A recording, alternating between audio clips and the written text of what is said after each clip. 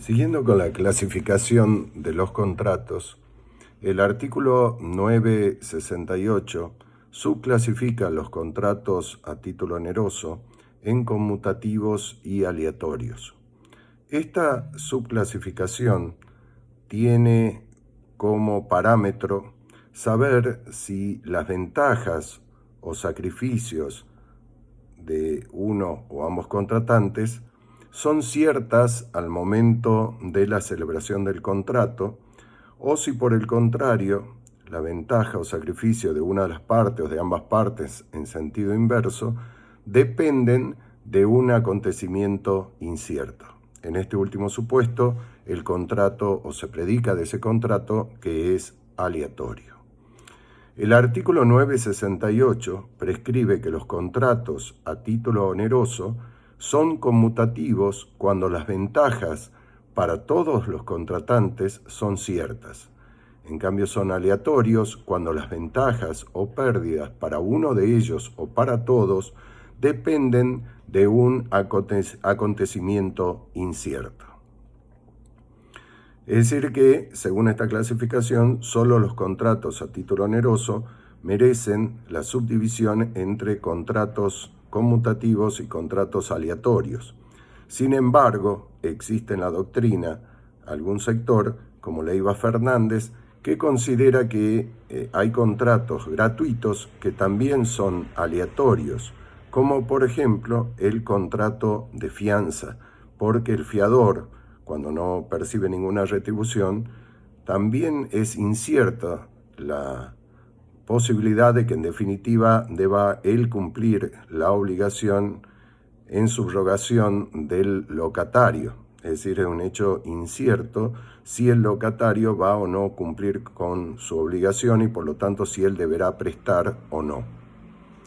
Pero en general, y el Código Civil y Comercial ha seguido este criterio, se considera que solo el contrato a título oneroso puede ser subclasificado en conmutativo o aleatorio. Según reitero, si las ventajas o sacrificios son ciertas al momento de la celebración del contrato, en cuyo caso será conmutativo, o si las ventajas o sacrificios de una o ambas partes dependerá de un hecho incierto. A su turno, los contratos aleatorios deben distinguirse de los contratos condicionales. En los contratos condicionales, el hecho incierto domina el perfeccionamiento, o todo el contrato, digamos, o el perfeccionamiento mismo del contrato. Por ejemplo, te vendo un auto determinado a 100 pesos y llueve. Si no llueve, evidentemente el contrato no queda perfeccionado, mientras que si llueve, el contrato sí se ha perfeccionado y pasa a ser conmutativo. El contrato aleatorio, en cambio, en ese supuesto, queda perfeccionado, porque te vendo el auto a 100 pesos si llueve, y si no llueve a 50. Lo que no se sabe y depende del hecho incierto es la onerosidad, que en definitiva va a depender, o el grado de sacrificio o el grado de ventaja, que va a depender si se cumple o no el hecho incierto.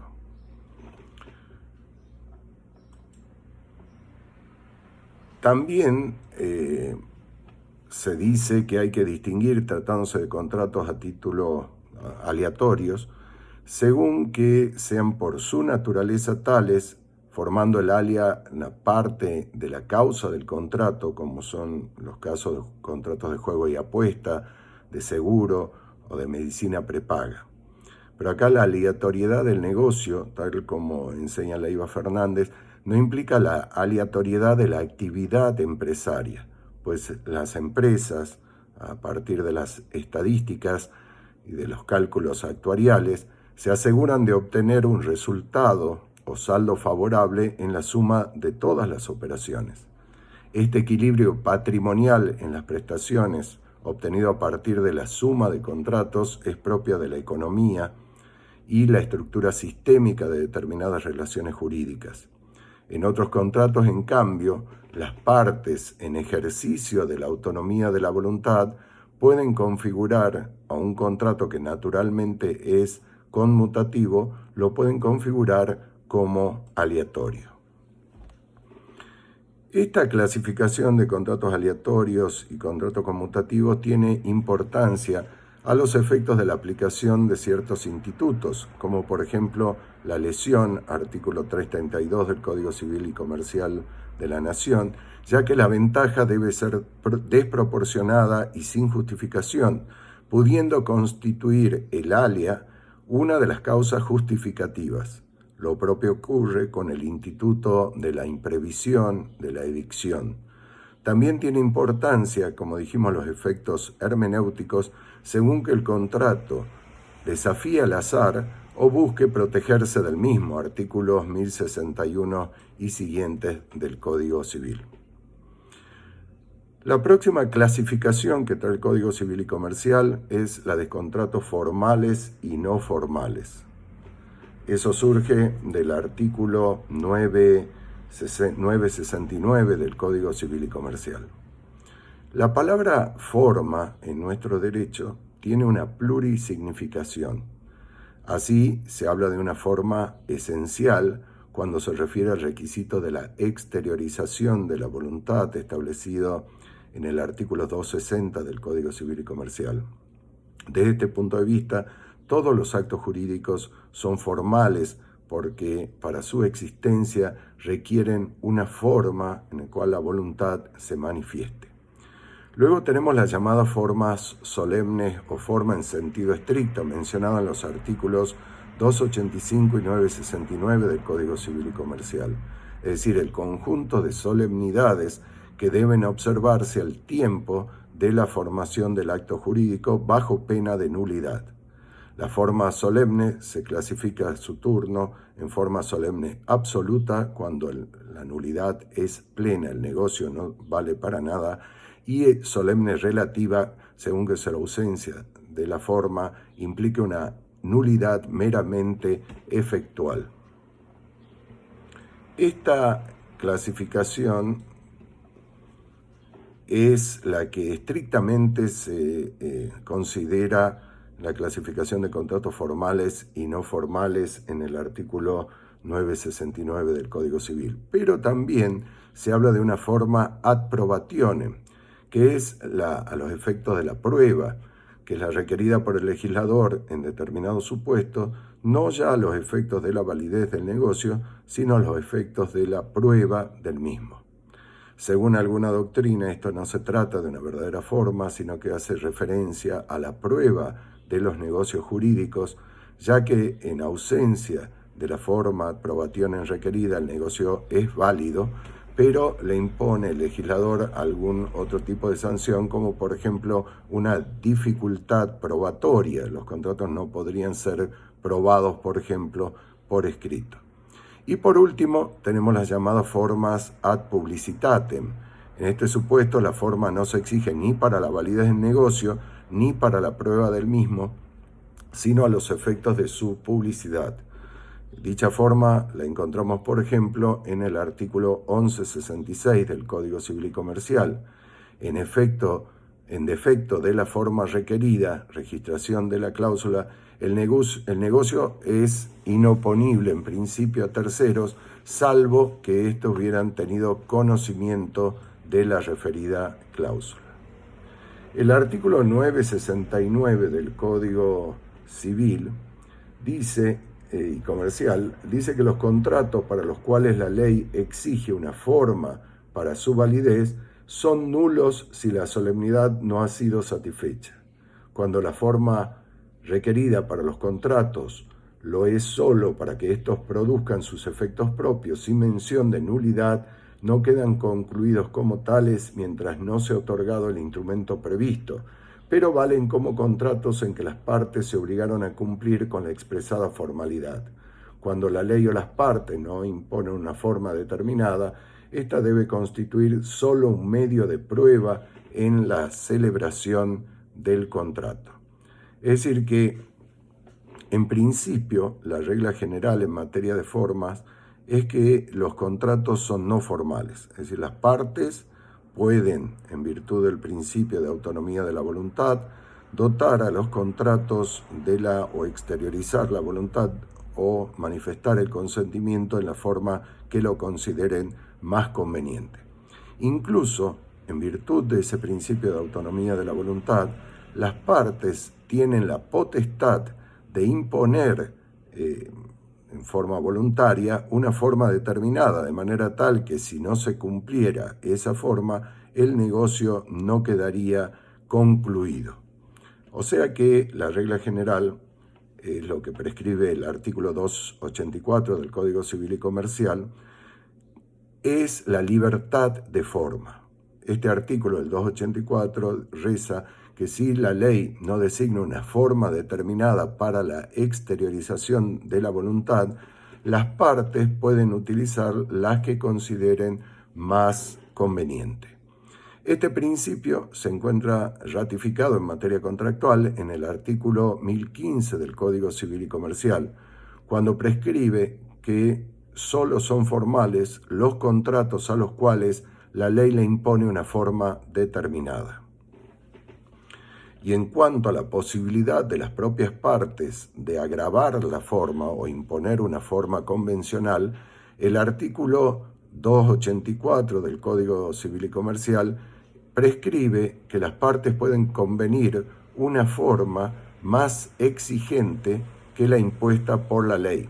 En tal supuesto, el contrato solo será válido en la medida en que las partes exterioricen la voluntad en la manera acordada. Contratos solemnes. Tal como hemos adelantado, los contratos solemnes son aquellos en los cuales la ley exige que la voluntad se exteriorice de determinada manera bajo pena de nulidad. Artículo 969, cuando establece que los contratos para los cuales la ley exige una forma para su validez son nulos si la solemnidad no ha sido satisfecha. Lo propio cabe también mencionar respecto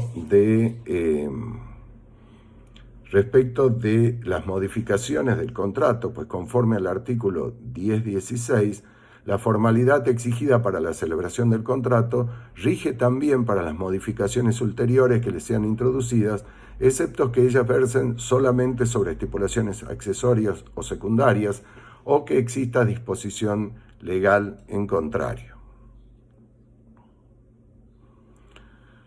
Según el tipo de nulidad que acarrea la ausencia de forma, los contratos solemnes se subclasifican en solemnes absolutos o solemnes relativos.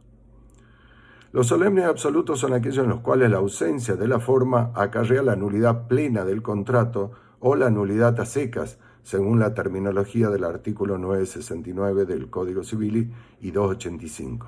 Los solemnes relativos, en cambio, son aquellos en los cuales, si bien la ausencia de la forma acarrea la nulidad del contrato, este sí produce un efecto, pues si bien no queda concluido como el contrato previsto por las partes, sí como un contrato en que las partes se obligan a otorgar la correspondiente solemnidad. Es lo que surge del artículo 285 del Código Civil y Comercial, cuando establece que el acto que no se otorga en la forma exigida por la ley no queda concluido como tal mientras no se haya otorgado el instrumento previsto, pero vale como acto en que las partes se han obligado a cumplir con la expresada formalidad. Este efecto es reiterado por el artículo 969 del Código Civil y Comercial, que prescribe cuando la forma requerida para los contratos lo es solo para que estos produzcan sus efectos propios, sin sanción de nulidad, no quedan concluidos como tales mientras no se ha otorgado el instrumento previsto, pero valen como contratos en que las partes se obligaron a cumplir con la expresada formalidad. Cabe destacar que la deficiente redacción de este último artículo, pues en ambos supuestos, sea la forma solemne absoluta o solemne relativa, el contrato es nulo, solo que en los solemnes absolutos la nulidad es plena, mientras que en los solemnes relativos la nulidad es efectual. Es decir, que en ambos supuestos la sanción en caso de incumplimiento es la nulidad, nada más que cuando se habla de que el contrato es nulo, se dice en rigor, se debe interpretar que es de nulidad plena, mientras que si nada dice pero se impone una forma, la nulidad es meramente efectual. ¿Cuáles son los contratos solemnes relativos? Conforme al artículo 1017 del Código Civil y Comercial, los contratos deben ser otorgados por escritura pública, los que tienen por objeto la adquisición, modificación o extinción de derechos reales sobre inmuebles. Quedan exceptuados los casos en que el acto es realizado mediante subasta proveniente de ejecución judicial. Los contratos que tienen por objeto derechos dudosos, litigiosos sobre inmuebles y todos los actos que sean accesorios de otros contratos otorgados en escritura pública y los demás contratos que por acuerdo de partes o por disposición de la ley deben ser otorgados por escritura pública. Sobre estos casos particulares vamos a volver cuando estudiemos las formas de los contratos. En cuanto a los contratos solemnes absolutos, son aquellos en que la ausencia de la forma trae aparejada la nulidad plena del contrato o la nulidad seca, tal como refiere el 969 del Código Civil y Comercial. Esto significa que el contrato celebrado sin la formalidad exigida constituye una pacta nuda, es decir, un pacto desprovisto de acción. Ejemplo de contrato solemne absoluto es la donación inmobiliaria, como así también la de cosas muebles registrables y la de prestaciones periódicas o vitalicias. Eso surge del artículo 1552 del Código Civil y Comercial, al prescribir que deben ser hechas en escritura pública, bajo pena de nulidad, las donaciones de cosas inmuebles, las de cosas muebles registrables y las de prestaciones periódicas y vitalicias.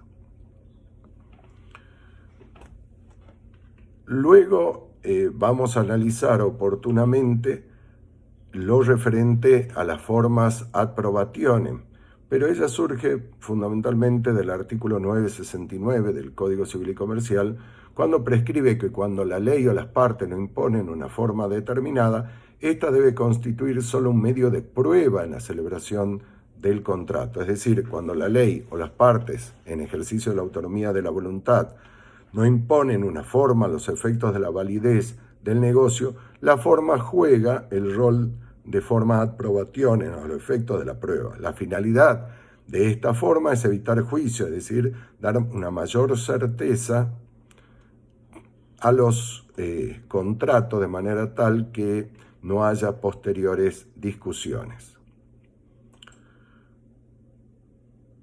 Luego tenemos las formas ad publicitatem, que son aquellas formas que tienen como finalidad dar a publicidad a aquellos negocios que la ley considera importante que los terceros tomen conocimiento para que les sea oponible. Es decir, que en caso de ausencia del cumplimiento de la formalidad, la sanción es la falta de oponibilidad del negocio a terceros. Ejemplo de dicha forma es el requisito de la inscripción de los contratos que tienen una finalidad traslativa, es decir, que para producir su efecto real deben ser inscritos en el registro correspondiente. Así lo establece el artículo 1893, cuando establece que la adquisición o transmisión de derechos reales constituidos de conformidad a las disposiciones de este código no son oponibles a terceros interesados y de buena fe mientras no tengan publicidad suficiente.